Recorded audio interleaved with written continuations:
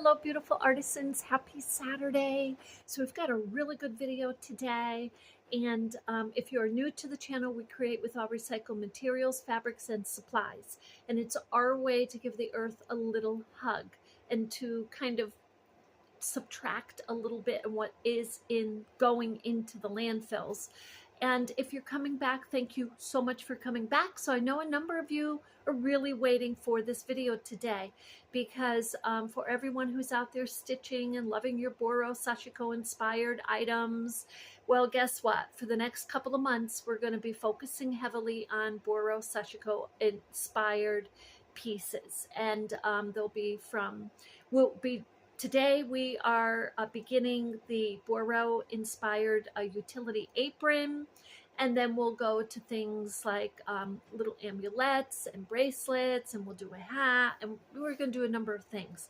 So with that, look, you see this? This is these are plastic, but look how adorable they are. And you know, this is how trends get set. Look, I'm wearing my Boro-Sashiko inspired hat, and I'm kind of sick of wearing a beanie, and it's kind of warm today here in Vermont. It's like, I think it's like in the it's got to be about at least 33, 34, and that's warm compared to what it's been. So I wanted to kind of get the hats off and put something different on that is a little lightweight. And I have my Japanese Boro-Sashiko Inspired Utility Apron on, and just put this on to feel a little uplifted and to share with you. So the first thing I want to share with you before we get started on this project, and today we're beginning the project, I'm going to explain to you what I'm doing, and we'll do some stitching in real time. And I have an example. I just need to get it over here. I just want to make sure I have it over here to show you. So with that, the first thing I want to talk to you about before we even begin that, and just kind of wrapping up our crochet series that we've been doing, is we've been doing the rounds and creative hats. And before that, we were doing the granny square. Now, I just want to say, for the granny square hat, so I made this for someone, she needs a large. So for the granny square hats, if you're needing a large, just add some rounds at the end when you're attaching and kind of tightening up the brim. Add a couple of rows, but when you add those rows, kind of pick maybe like 5 stitches and then a chain. 5 stitches and then a chain, and then go ahead and measure and make sure it's large. This is definitely a large. So I think the lady who needs a large is going to be super happy with this hat. So I'm going to put this hat up here for the minute. And so now I want to share with you what I am going to be doing for this Boro Inspired Utility Apron. So I think I shared with you, and one of the things I want to do before we begin is I do want to take the label off. Now, you know, if you're out there and you've got a full-fledged business where you're upcycling and selling and designing your clothing, you already know, either you say something like, you know, upcycled, whatever the brand name is, or you have the tag out and you're completely redesigning the piece. So with this piece is going to be, I cut the arms off, and I think I showed you this before, I'm not sure, but this is basically a bathrobe. It is 100% cotton. I do like the paisley. It's got a little collar on it, and I'm not crazy about that. So I kind of plan maybe to take it off. We'll see. So we're going to take a closer look at this in the next video when I put it on, because this video, I am not starting, the approach is different from what we've been doing. So we've been taking our apron or our fabric, 40 by 40 inch, or measure to whatever you want. We've been taking this piece and adding our patches to it. So this design is going to be a little different. So what I'm doing is it has pockets, and I'm super happy about that. It has ties, and I'm happy about that. And so what I'm thinking of with this particular piece, and I'm happy with the length, is more of using the Boro-Sashiko inspired designs to embellish this piece and to make it an apron. Now, the aprons we've been doing, they are front to back. So I haven't figured that out with this yet. I kind of like this, just kind of putting it on, having my arms go through, but we'll see at the end, because today we're going to start first some patches. So that's how this design is going to be approached. And that's how I'm going to start, but I'm going to come back when I've got it, when I'm in the design mode and I'm starting to piece the patches on. I'm going to come in, play around with the patches a little bit. That's what we're going to do. So you'll see what I mean by that, because like even this hat, what I did is I put the fabric pieces onto the denim and then did my Sashiko stitching. So this is going to be different. This is first we're making the piece and then we're adding it to it. Now that may change when by the time we're all said and done, because this is the process, right, of creativity. So with that, oh, the other thing I want to share with you is I would like to, if this apron, which it could, I'm going to take a sip of my coffee, but this apron could end up being a half apron being tied around the waist. That could happen. Now, because I'm going for design and I'm going for a project and I'm going for creativity, I'm thinking to take some of my leftover and actually make more of my yo-yos and make a top. I'm thinking about it, or use these for to adorn the straps. So we'll see. So you see, this is a whole process coming together. So I'm throwing it out at you because that's something you may want to do. Now look here. These are, this was the arms, and you can take this fabric and you can certainly use this. You can cut it in half, sew it together, make it a little longer, and you can use this as a strap.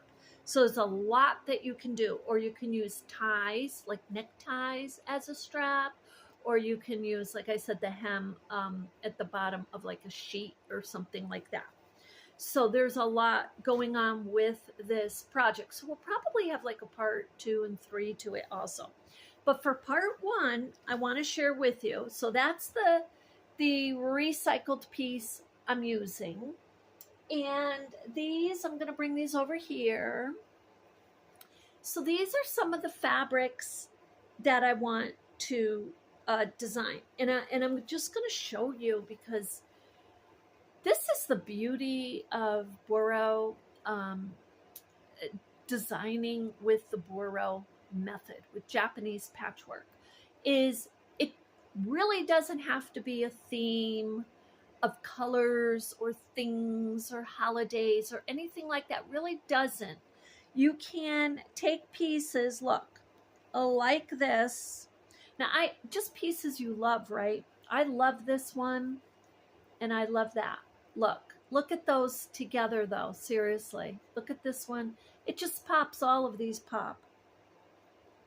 So now, the reason I'm kind of going step by step with this is some of the YouTube channels or YouTube videos that I've done, you have seen me start with a base.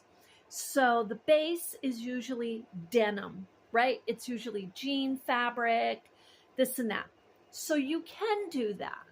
or you can use a cotton piece as your base. And then you can begin to design this bit using this as a base.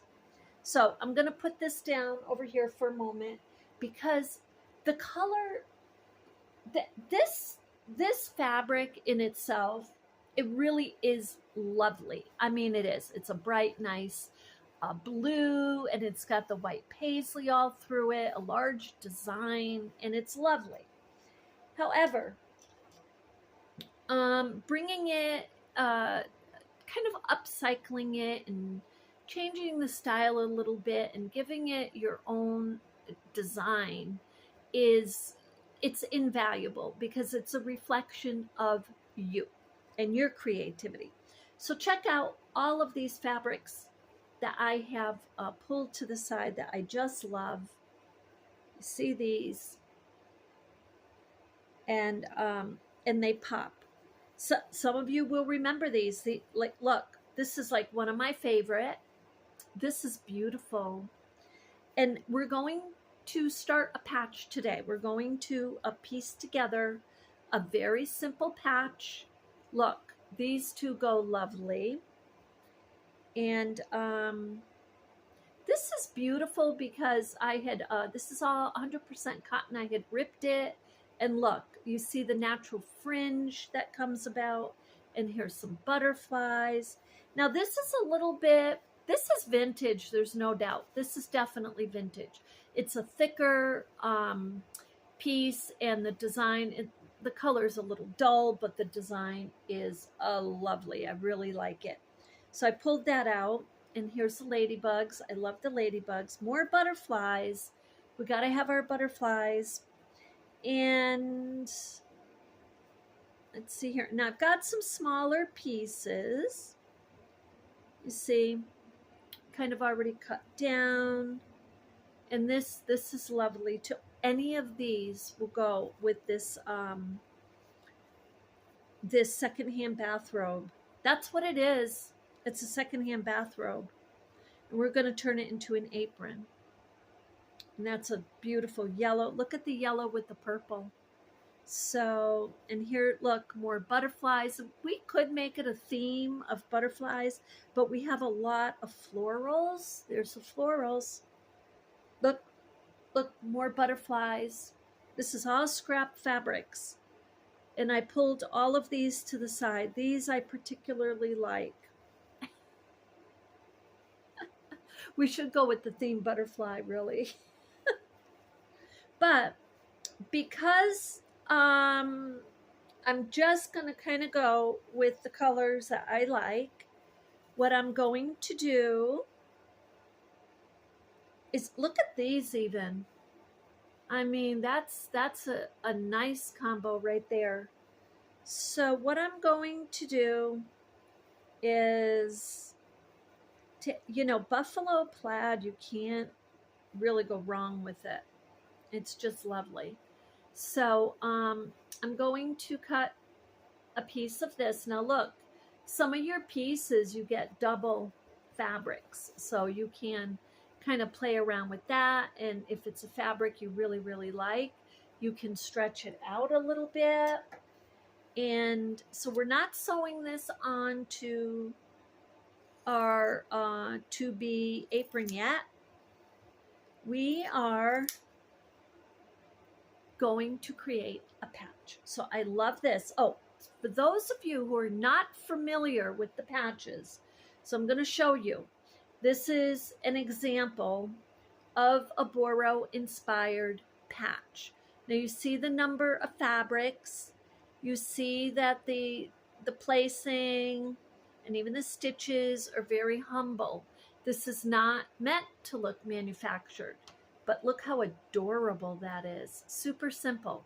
So look, we've got 1, 2, 3. We have 3 pieces of fabrics on the base, which is denim. So I'm not doing that with this particular one because I don't want these pieces too heavy. I just want a couple of patches. I want a patch with a couple of pieces of fabric that are Sashiko stitched to have that effect. and then I want to be able to play around with them.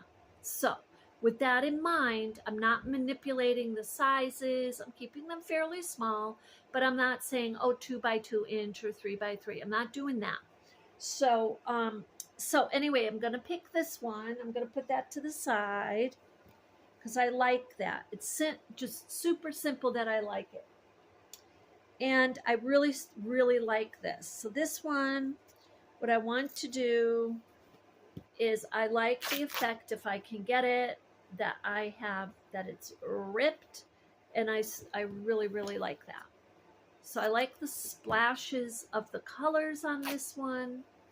Okay, and then we come back around while we're getting ready to place them, and we just clip the little strings that are there. So, and we may make them smaller as we're placing them together. But I want to show you something. If you're not familiar with Boro method of building the designs, I want to show you something here in a moment. So, and you're going to love it. So, now I'm going to use, I want to use this. This is just a lovely, lovely floral. Now this, I think, is actually a blend. I don't think this is all cotton. It feels like a little blend, which is fine. Okay, so now you're saying, well, Carmella, that's not much. But that's what we're gonna start with. That's all we need to start with. So we don't need a lot. So what I'm gonna do is bring this a little closer and get it to the table. There. And now I just want to show you how we're going to play around with the designing. I'll bring this even a little closer. Okay, so right here. This is good. So what you can do, I'm going to show you a few different ways that you can create your Boro-Sashiko Inspired design. And because there are so many ways, you can make concrete designs, like, you know, you can make a heart, a circle, a star, whatever you want, like that. You can build a little house and like that. So that's, I really love the house idea actually, but I want to show you first a couple ways here. So we get our, I'm just going to get that torn down. You can do the stacking effect like we did here and just kind of get them in the center. And you have to have them a little bit smaller. If you're doing that, you got to have some of your smaller pieces like that. Look how just adorable that is. Seriously, just that by itself is precious. That's adorable. Okay, or you can, if you want to do 3 of them, look, you can make them go different ways. This one's kind of tilting, it's diagonal a little bit. So, and you've got the background of this one. If you want that to show more, you can, you know, fold that back and sew it, or you can cut it, whatever it is that you like. So now there is another way. There's a couple other ways you can create your patches. This one I particularly really, really like. So I'm going to put this to the side for the moment. And so there's that way. So this is precious too. I love the simplicity of this. But I want to show you with these. What you can do is kind of have, you can get as creative as you want. You see how far out this piece is folded here. But you see how far out this piece is coming. And then you can take the center piece here and you can put it between this one and this one. Okay, so you kind of have that effect going on. Let's see here. And then we're going to pull another, let's pull another color, another design, a piece of fabric, and see what we can do here. And then maybe we have another one here. Maybe we want this to kind of jet down like that. So you're like, well, Carmella, if it's going down like that and there's no base, what are you doing? So when you place this on to your, I'm just going to put that over there. When you place it on to your piece, whatever it is you're doing, like this, you're just going to place it on wherever you're going to place it. What you do is, if you're sewing it first, you're going to stitch all this together, all of these pieces that you see how they're overlapping, so you're going to get some stitches there that just bring the piece together. And then when you put it on to your whatever you're doing, your apron, your coat, your jacket, whatever it is, then you can add your stitches down here. The other way you can do it is when you're stitching this, you can certainly do Sashiko stitching here without a base, just to get your design if you want. And then when you put it onto your fabric, then you can do your stitches around or in the center or all over, however you want.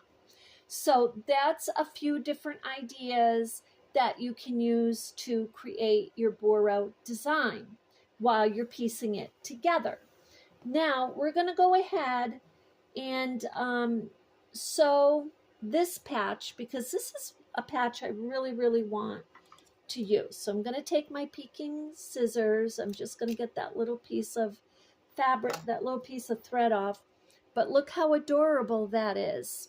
Okay, so what you want to do, if you don't have a Sashiko needle, just use an embroidery needle so you have a wide enough eye so you can get your lacy crochet thread through. Okay, and I'm just simply going to start. It's important to me, for me to get these 3 fabrics adhered fairly soon, just because I don't want them shifting. So I'm going to start in the back, and I'm going to turn the camera because just for comfort and just to show you. Okay, so you can see I'm just going to do Sashiko stitching. You could do seed stitching with this too. That would look adorable, because this is a small piece. So this happens to be a small patch. We can make the patches larger. We can make them smaller. We're hand sewing. So we're just, now you see I did about 1, 2, 3. I did about 3 stitches going across. Okay, and just the running stitch. That's all I'm doing, is the running stitch. So I'm going to go down here. And we're doing this in real time. So you see, it's not taking too long. So I'm just going to go 1, 2, 3. You see, I grabbed 3 stitches and I just pull it through, and I want it to be nice and secure. And then I got 1 more here, and I'm going to, in the back, I'm going to just go up. I'm going up a row. Now if I wanted to, I could keep going up. Look, I could go up around the edges here if I want to, because you can do row by row, or you can do designs, free associate, do whatever you want. That is the beauty of Sashiko stitching. And, you know, you can give it rhyme and rhythm, but I tell you what, even if you don't have a very specific pattern in your mind going on, what you do have going on is your creativity. And so you've got the poetry of the piece. So look, this piece, you see how it's on a slant? I would like my stitches to go on that slant. So that's what I'm going to do right now. I'm coming in the back of it. and I'm going to turn it. And you see I'm doing all this, just holding this in my hand. I'm not having to place it down on the table. I'm not using a hoop. With the Sashiko stitching, you don't use a hoop like embroidery. That's the difference. That's one of the differences. The mindset is different. The method, the fact that you're stitching 3 or 4 at a time, and you're pushing the needle, not pulling the needle, all of these things. So now what I want to do, you see I got the few little stitches there, outlining that piece and the diagonal, the slant. And now I've got another little slant going on here with the beautiful blue floral. So I'm going to capitalize on that, and I'm going to just follow along the edge of that and get a little slant with my Sashiko stitching. Now what happens if your slanted row intersects with your horizontal row? That's totally fine. That's because you are creating this design. And the more you do your Sashiko stitching, the more you see different designs that may come up just from whether you're following the edges of your pieces or you're just doing a couple little horizontal lines. So any of you who have done free form machine stitching with your sewing machine, when you do just like a couple lines across, it is amazing the artistic effect that makes. It's just ridiculous. Or if you're outlining, let's say you made a little shape of a bird or a heart, and you're just kind of playing around with the free form. This is the same thing, only you're doing this by hand. And the different effect is, of course, that the stitches are not as teeny tiny as you may get them in your machine. So now I am just finishing my outline of the red into the blue, and I'm going to go across now on my blue floral and come up. Now the other thing, and I'm going to show you and I have actually shown you this, but I'm going to show you again for everyone who's new, that when you attach or you sew your little patch like this, I'm going to stop here, okay? So, because I just want to talk to you about it. So I'm going to pull this out. So that's as much as I have sewn the patch. You can see that. Now, the reason I did that is because you want to keep in mind that when you add your patch to your apron, okay, this is kind of this collar that I'm not crazy about. But let's say we add it to the apron here, okay? Maybe I want to add more stitching. Maybe I want to do what they call over stitching. So that would be a lot of Sashiko stitches going horizontal, vertical, or vertical, horizontal, and diagonal, whatever you want. Now the other effect that I totally love in Boro is that you can bring your stitches, let's say if you've done all your stitching here, you can bring your stitches up past your patch and stitch them right onto your piece, kind of bringing it out like that a little bit. And if the color of the thread is a contrasting color, so you'll be able to see that, and that's a little artistic design. I love it. So anyway, with that, this is how we're beginning.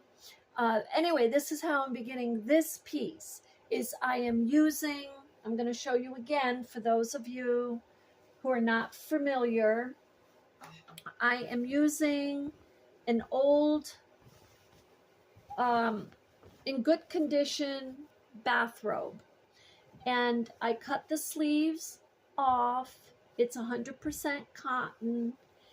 It does have this collar that I'm not sure what I'm doing with it yet. And just to recap, I will be making, now this is an old piece. I'll be making more new Boro-Sashiko inspired patches to start designing our beautiful look. Let's just see for the heck of it, what's it going to look like on the pocket. Here's the pocket, look.